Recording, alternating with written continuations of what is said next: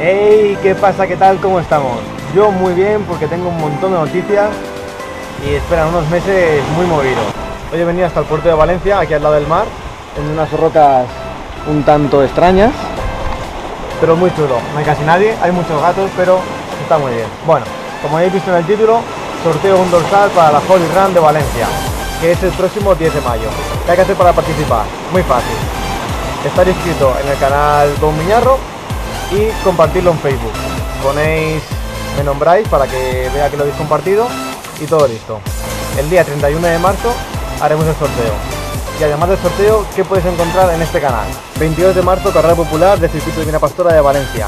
6,2 kilómetros en los que voy a ir a tope. Voy a ver si consigo el preferente de una vez.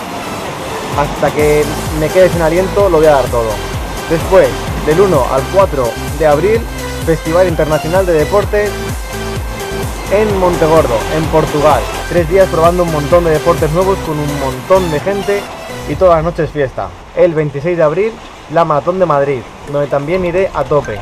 Quiero batir por fin mi marca personal en la maratón, así que después, del 30 de abril al 2 de mayo, la 20ª edición del Festival de Música Viña Rock. Grabaré un poquito los conciertos, un poquito el ambiente y también saldré a correr porque lo que espera después no es poco. 9 de mayo, mi primer triatlón. Al igual que en las carreras populares empecé con una media maratón, en mi triatlón voy a estrenarme con un medio Ironman. ¿Qué es esto?